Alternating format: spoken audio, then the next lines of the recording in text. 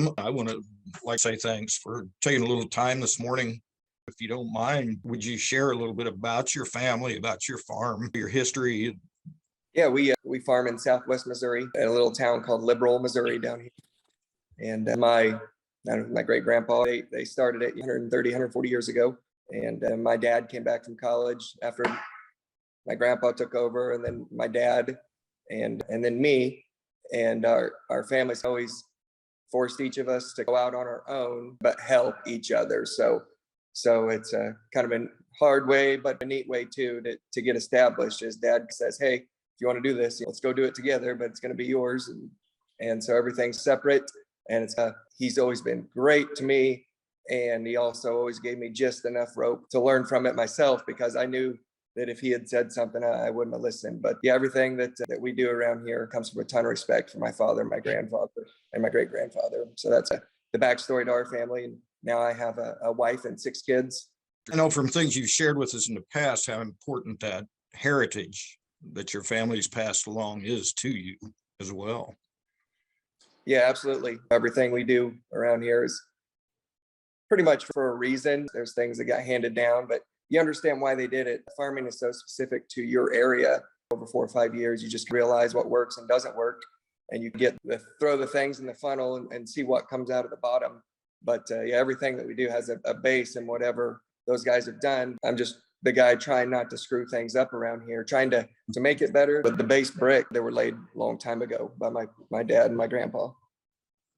So if you would, Adam, share with us a little bit what you were doing before you started with Genesis Ag. Yeah, back in 2014, we had record crops around here, and they were great crops, the best we'd ever grown.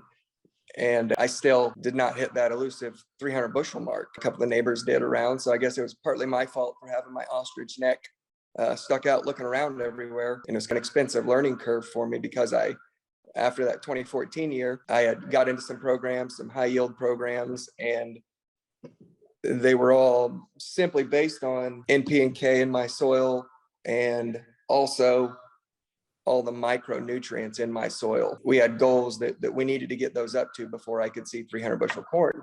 So in 2015, I was ready to slay the world. You knew what to do. We knew what to do. I shouldn't say I knew what to do. I was going to go out and figure this out and grow that, because that looks easy. I did it and put probably an extra 70 to 80% input costs in that year in fertilizer directly. And then same thing happened to me when Mother Nature humbles you. Just had a horrible season. We came out, I planted, and then we replanted, and I think I replanted a 3rd time. And so probably should have pulled the plug on the program, but once you're so invested in a program, it's hard to hop out of it. And so I continued pushing. And that was a great learning curve for me, because I found the most expensive way in Barton County to grow 200 bushel corn. So it was a win-win there. We started what would be an average season around here, but I had put a ton more money into it than my dad did right across the road. I'm pretty sure he went on vacation that year, pretty easy based on what he had saved compared to what I did. So anyway, that was kind of the backstory. But in that story, I found some great hacks that led me to Genesis as well, and the products that we put on. And some of the good stuff that I saw was the invigorate that year, getting our roots off to a quick start, and just so little things here and there. That's when I latched on to Genesis Ag. And then we pivoted. I don't know really when Phillip started pivoting in those meetings, maybe 17 or 18, maybe even 19. We really started to feel the pivot away from trying to force feed all of our plants all this material, because once again, that goes back to maybe it's my type of soils, my area. I can put all I want to in my soil, but my tissue samples were not pulling that same stuff out. So I had a lot of money tied up in soils that I just couldn't get into the plant. So that's why it started making a little bit of sense when Phillip started talking that way, getting our soil biology going and moving in that direction, because there's plenty of fertilizer that I've thrown out there. And so after that pivot, kind of just went back to blocking and tackling, just base stuff, just trying to hit singles and doubles. And that with Genesis Ag is where they fell into my program really well, because we were able to still do, what works, but then start on our soil biology. And it's another experiment for you when you hop into this realm. So you start a little at a time, little acres here and there. And then fast forward, 2021 was the first year I actually trusted the program a little bit and pulled my nitrogen application back from 300 pounds an acre to 200 pounds. Mark wanted us to throw out 190 something, 92. And I said, you're crazy. We're going for 200. So anyway, I think we actually might have accidentally got on 210 or something like that. Because when you're fertigating, it's a give and take a little bit. But after seeing that, and then still seeing the yields, we could attain that 7/10 nitrogen per bushel. Opened my eyes a little bit. That same year, we cut back on the P that we were throwing out as well, and just starting to a mindset of, hey, let's just continue to feed the soils a little bit of fertilizer, and then let's let the soils take over and see what they can do for me also. And a little more backstory to the field that I work on. It's continuous corn, so it's a little bit of a different animal anyway. They give up a little bit of yield penalty as opposed to following soybeans. But with what we're doing, the soil's in better shape. It seems to hold a little more oxygen now, seems to get the water off better. It's just all around a little bit different animal after probably 3 years of one of the better programs that you guys have. Phillip, I feel like you might have some questions for Adam at this point. You said you started with Invigorate and you started implementing parts of the Genesis Ag program. When you started doing that, can I ask you what your goals were, what you were thinking and where you thought you would be going when you started implementing certain parts of our program and certain technologies we have? What was your goal in that? At first, my goal was simply 1 + 1 = 2. I take where I'm at growing corn, 250 range, 260, and I need to start adding simply products to gain the extra bushels. So for instance, the fungicide industry say, hey, this gets you 5 to 12 bushel. And that was the mindset very first. So whenever we started with it, the Genesis Ag program was supposed to give me better roots. And then a couple of other products were maybe supposed to give me some bushels on the backside of it. And that's just the way that, without knowing you guys too well, that's just the way everything's marketed in our industry. And that's what kind of got me started with you guys. And that was my expectations, really, was just not necessarily what's going on in the soils, not what's going on in the still plant, but just I want the magic silver bullet to go out there. I want to applicate this and I want to see a bushel return from it on my yield monitor. And that was the first step that I'd gotten into. Okay, so in moving from that, Adam, you were from a industry standard. I'm not taking away from the industry standard program because it's what we've been taught and what we've used for decades in agriculture. I think now we're understanding that there's some options of working with nature. And when you started working with Genesis Ag and some of our programs, we're moving back more towards letting biology carry a lot of that load for us. How long did it take you to start seeing the results? I'm asking this because we didn't get our farms to where we are today in one cropping season. Mother Nature continually tries to balance itself back from things that we inflict on it, even a tillage pass, because you go in and you disrupt the biological microbiome in the soil when you do tillage, so then it starts remediating itself. We could put on a ton of lime and it starts remediating from us applying that lime. So many things we do that nature starts trying to balance itself back to the norm for it. How long did it take you when you started moving and started using some of Genesis Ag products to really start seeing some benefit from that? One of the first products that I used was the Invigorate, and I could just see a side-by-side of bigger roots on that. But moving away from that to what the soils were actually telling us, it was probably 2 years after we started with this bigger program of, like, I used Permacal, Carbos, Morphos, Revita In, and Enviro Boost. That program, this will be our 3rd season for that program. So I would say last year, I was definitely seeing the results from 1 year's application. And so this year I expect to see even more results for that. But yeah, last year the soils were just in better shape, and I can't quantify that to you. You just have to be a person that's walked on rock hard soil for 10 years trying to establish corn on corn in a wet spring environment. But once those soils softened up in the middle of the season last year, it was just amazing to see that you go out and still just pick up the dirt. It wasn't like digging through a quarter inch of concrete before we could get to something good. And then as far as in-season health was, last season was the best in-season health I've seen on young corn plants that we've had for a while. So if I think I understand what you're saying, there is a transition period. Yeah, it's a transition, and it's a really tough transition too, because my mindset is that nitrogen needs 1 unit to grow 1 bushel of corn. And my mindset is phosphorus, I need 0.5 or 0.6 to grow 1 bushel of corn. And that's a mathematical equation that's stamped in my head. And so that's why it's the other side of this process is, if I'm going to use your products, I should probably start backing off all the salts and everything else that I'm putting onto my fields that have caused this problem in the first place.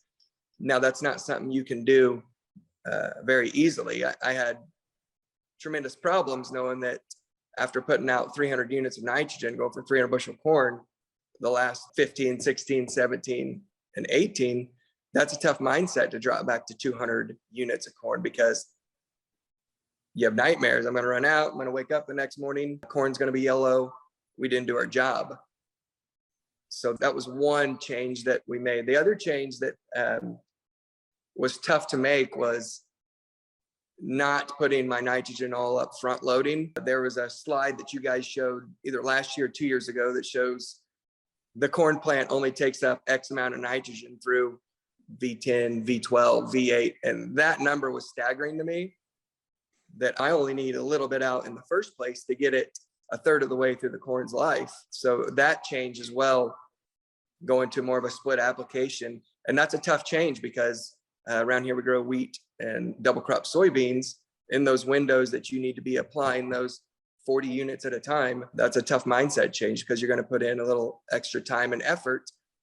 But at the same token, if I can put in a little extra time and effort and make these products of Genesis that I've invested in work without working against them, I'm going to see a quicker change in my soils. So that was a mindset philosophy that I've had over the last 3 or 4 years is, hey, if I can pull back a little bit of my input costs and put that into my Genesis ag costs, and with the history I've seen on your guys' programs, I believe that we can do some real good in our soils. And then when it comes to a time like this, whenever I have DAP prices at $1,000 and I have 60 prices at 800, that's a big time payoff in a season like this. Are we going to be here forever? I don't know. As you've taught for the last 5-7 years, we get way too much of our products imported from other countries. But now I'm in a good place where I can say, hey, I trust that I can pull that back and do it now. That's where we're at today, Phillip. So, Adam, how do you think you would be positioned if you were still farming the way you were 3 to 4 years ago versus being on this biological program? How would you be feeling today? So let me return to that 2015 story. That was financially tough. That was really financially tough to have all those inputs out there and then not see the return you're expecting on it. And so had I continued on that path,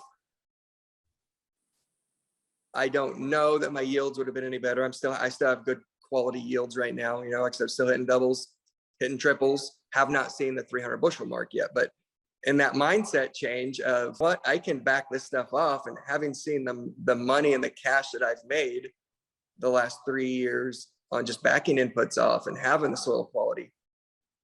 If I had continued on that path for 1 more year, there would have had to been some serious changes around here. I remember in that failure of a year, still having good yields and not making any money off of it, and just hoping that fertilizer I'd put out there was going to carry my wheat crop through the 2016 season, and hoping that I would have a good wheat crop coming off in 16 to get the cash flow system going again.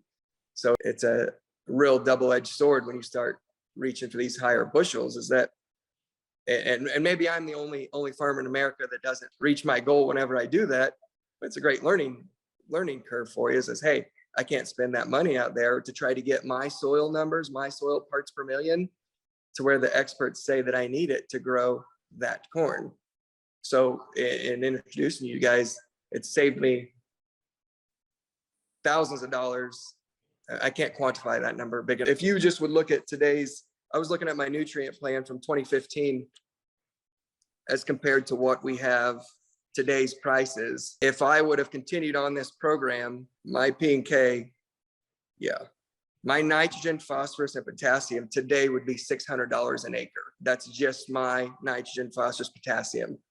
That's not all of the other 10 to 12 micronutrients I was throwing out at that time as well.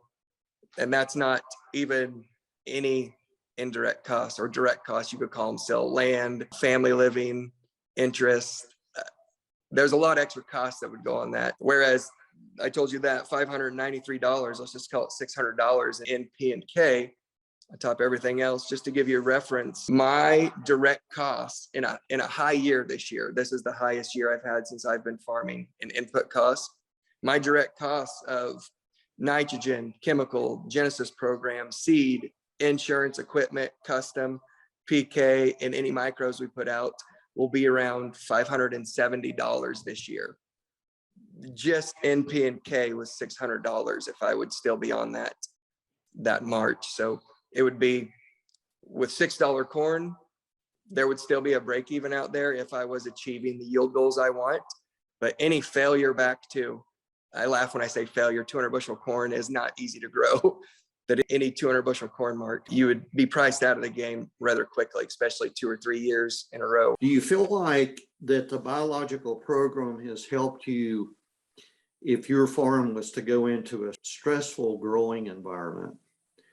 Do you feel like the biological program has helped maybe mediate some of the soil structure, water infiltration, nutrient uptake, if we were to get into some stressful times? That, do you think your crop would be able to sustain itself under those conditions for a longer period of time from what you're seeing in your soil structure and plant health?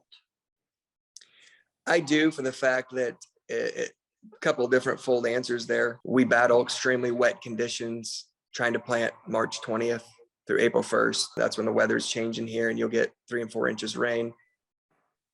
The way that the soils have opened up have allowed that rain to move, I would say at least 40%, maybe 50% better.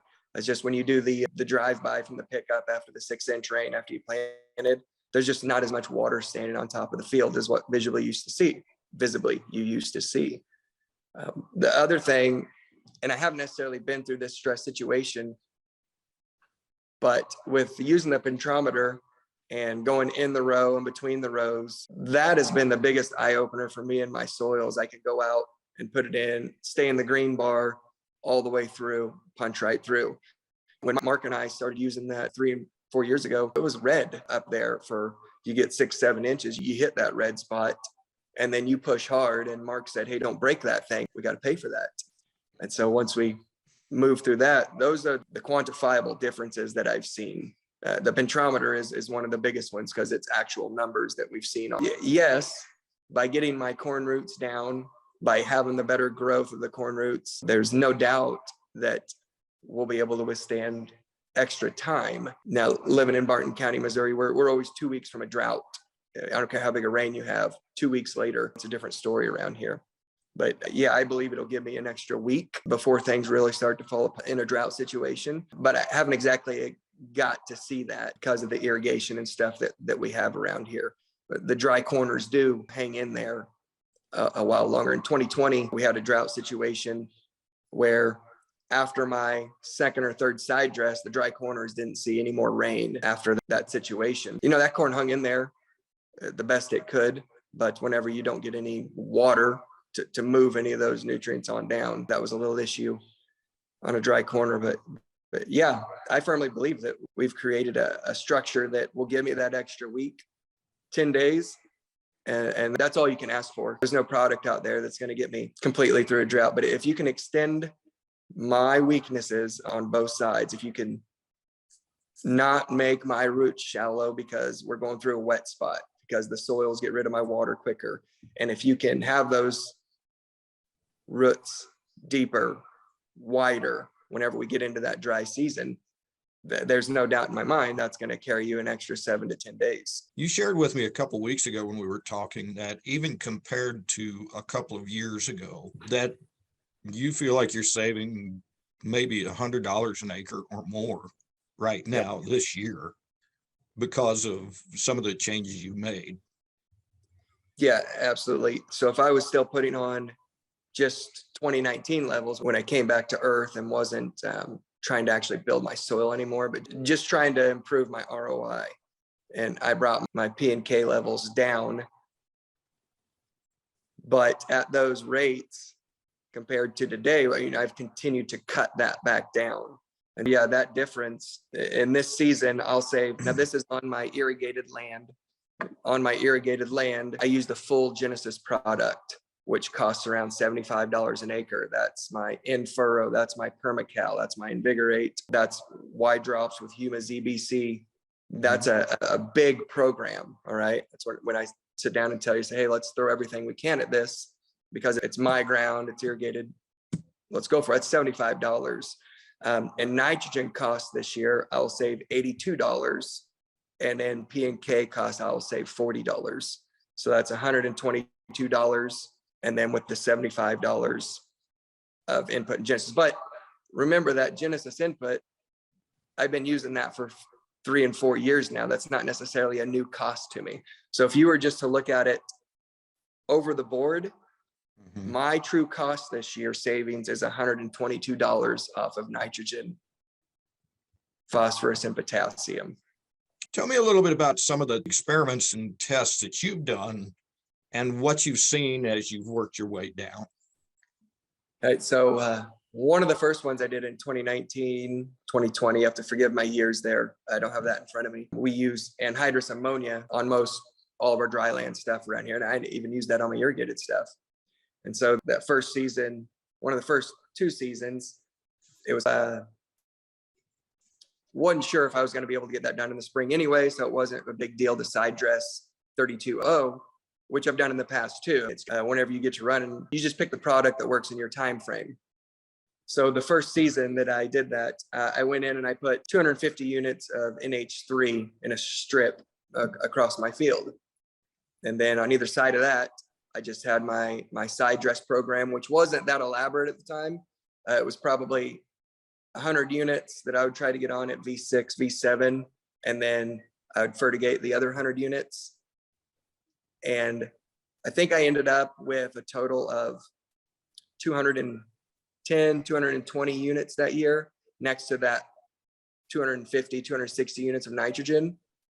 And that was the first year I saw it, because as I went through the season, the corn that was on that anhydrous, it did blow up quicker. It was visibly different. I can see a visible difference and I thought, man, good deal. That NH3 is winning this one pass deal. It's going to work. Mark's crazy. I'm not going to have to throw 4 times out there. More time at the baseball field with kids. Dang it. I got to the end of the season and there was like a 2 bushel yield advantage on the UAN side, the 3200 side that I'd split. And so I was like, well, there's some value to that to me. So the next season I went completely to a side dress system, and I am not anti-anhydrous ammonia. I understand where it fits into my program. Now, as I move along, am I willing to change? Absolutely. But for right now, I don't have the manpower to put across this system on all my acres. This is still a minute system on my highest performing acres. So whenever I went to that change made me go to a 4-pass system and nitrogen, throwing out no more than 30 or 40 units at a time when the plant's calling. And what I mean by that is simply by the charts of the uptake of the corn, throwing it out. And so that's one of the biggest shifts I'd made right here, is taking that time. And it's an effort on my part, but like anything, I think we get lulled into taking the easiest path. You can use your wife or your kids, for instance. It's a lot easier to sit down with them and play on your phone as opposed to talking to them, being in conversation with them, because you feel like you're spending time with them. I felt like I was spending time in my field by getting that 1 shot of nitrogen out, turning around, having the extra time to do whatever I needed to. I thought I needed to, but once you take that time and invest it into your field, invest it into your crop, you do see the return on that. It's been exciting for me is to see the changes in your approach with your nitrogen. And yes, you're doing a pretty intensive program. Not everybody's able to do that, but there's definite advantages if you can break some of those things up. And I think financially, that's part of your reward that you're seeing here with some of your changes. The changes in your soils have been very dramatic. As you said, when we first started there, after you'd been doing really high application rates, nitrogen and potassium, a lot of those salts in the system and different things, you said a quarter inch of concrete, I think is the way you put it, on top. And your soils were, especially after you got into the season, to the point it was difficult to push any kind of a probe into that. Yeah, absolutely. And I should have told Phillip also that another change that I made, and another reason that I started these Genesis products, is because whenever, I think it's probably 2016, 2017, still full tillage everywhere. And we had one of those rain events, and it was embarrassing for me to have all my soils end up in the ditch and on the county road. And so I told myself, listen, you've got to figure out a better way to not have to work this ground and get it so fluffy, powdery in the springtime. And that is a true investment, because you're going to see, yield maps the next couple of years when your soil is like, hey, open me up, I need air, help me, and you are not doing it. I mean, that is a tough curve to go through. And that's where I think Genesis came in, and with the porosity, with the permacal, porosity is not a product, I'm just saying the pores in the soil, with the permacal applied and the other stuff that we put on there, really begins to just create avenues, channels in your soil. But that's not an overnight problem. That's going to take a couple years to get done. And I think that's where we're seeing the benefits of that now too.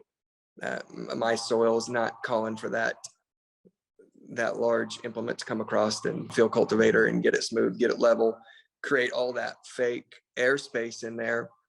Because the same thing that fake airspace was doing was filling with water and then eventually becoming hard whenever all that air comes back together. So if we can create more of a tunneling system in that ground with how the animals, bacteria creates those paths, those worms that create those paths that are permanent caves instead of temporary tunnels. I have the fortune to work across a big part of the Midwest, and I see a lot of different soil types, but I grew up in central Missouri. And when you talk about the soil turning to concrete, I know very well exactly what that is. But last fall, what I noticed when we were in your fields at the end of the season, after it had been rained on all summer, it had been irrigated, went through the whole season, your soils were still very mellow. And pulling soil samples late in the season, or the penetrometer, it was just amazing how much tilth there still was throughout that profile. Talk a little bit more about what you saw there.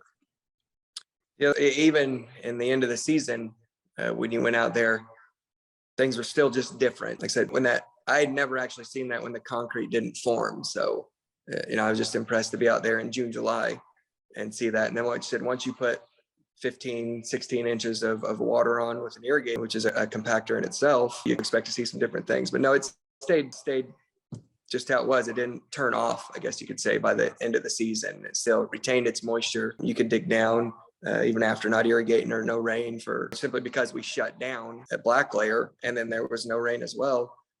You could still go out and you deep down, you find the moisture in that spot. So something's working in there. And I'd had times before that no-till and stuff like that, it's really hard to adapt around here. We tried it. So for instance, for wheat, I can go no-till my wheat into corn stalks, and that's great. I can no-till my beans into wheat straw.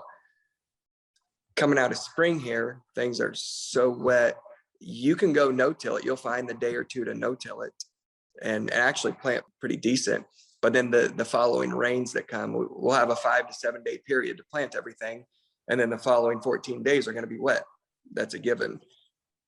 So my no-till experiments with corn have failed due to that. I am strip till now on these fields that we're talking about. So once a year, come in right before I plant. The reason for the strip till is I just want to warm that soil up just a little bit to get that plant going, because I know I don't have very many days to start that germination period. So I'm still using it. It's not above me in the next couple of years as we get through this to have some no-till strips to see if what we've done can actually create a no-till environment in this area of Southwest Missouri, which is very difficult to do. I don't know too many people around here that stick with no-till of their corn after they've been trying. And I know guys that have done it for 10 to 12 years, and now you see something going back out and scratching the soils in there. So there's just more help that we need to fight off our fertilizer applications, our equipment we're driving over the fields. There's just a lot of stuff that I believe that the Genesis Ag products can help me out in my soil, just to try to stop what I've been doing, the last 20 years and try to work more together in the same direction. I was just going to ask a quick question, and I don't know, it's probably a dangerous question on my part, but you talked about in 2014, you had record yields, but we haven't talked about where your yield levels have been in the last year or two, even as you've backed off of your input. We've talked about your input costs, but what's the output been in working with the program?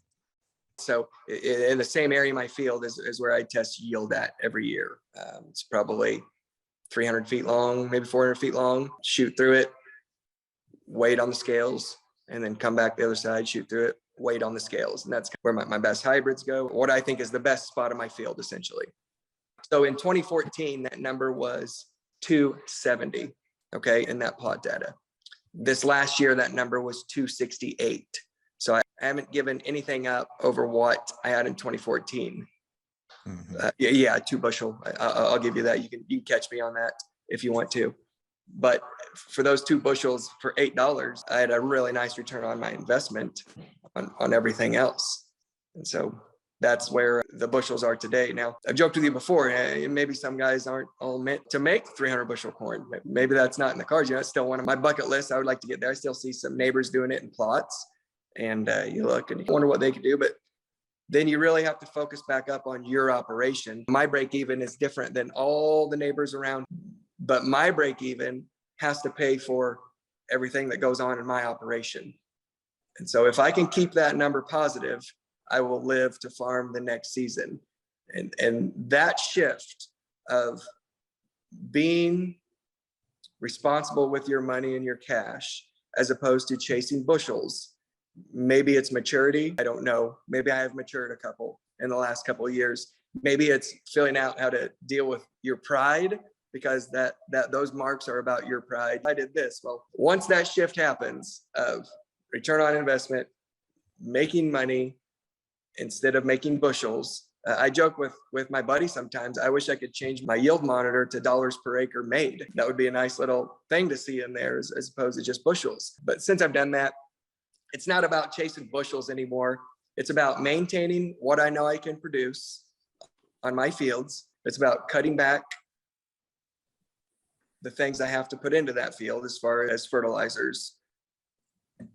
And then having the added benefit of the soil health that maybe I'm right, maybe I'm wrong working with you guys. But if I'm right and you guys are right, which I believe you are, then in 10 years from now, we're going to see some phenomenal benefits from what we're doing now. It's just, I had to be the first guy to lay the first stake in the ground before the railroad tracks came out. So that's a perfect segue to what's the last question that I had for you. And you've already spoken to it right there, but expand a little bit more for me on when you see where this program's taken you thus far. What do you see your future look like, and what's that look like for your farm? I see, this is just crazy Adam talking here, but just the way all these other companies have created massive disruptions in spaces.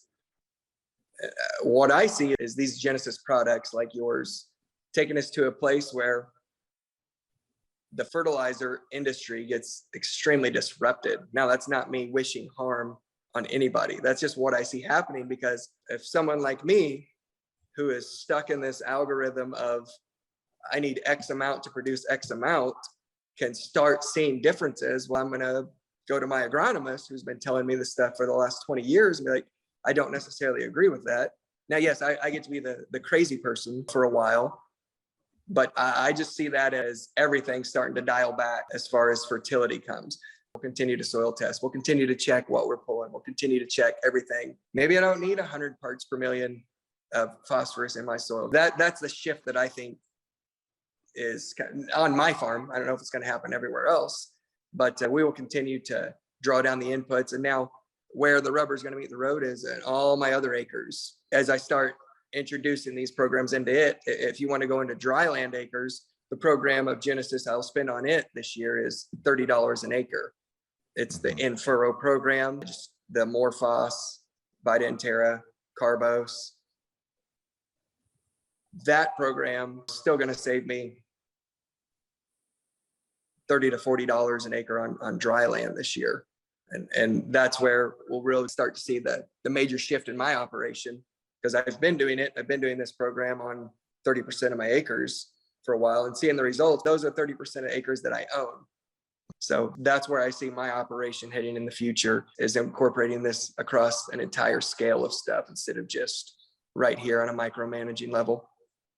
It's exciting. This makes us enjoy what we do when we have people like Adam working with us, and it makes our job a pleasure. And Adam, I just appreciate you. Yeah, well, thank you guys. And I'm definitely not a poster boy for any of this stuff. I throw this stuff out and you're like, well, you get looked at funny whenever you do stuff different like this, but I believe in the program.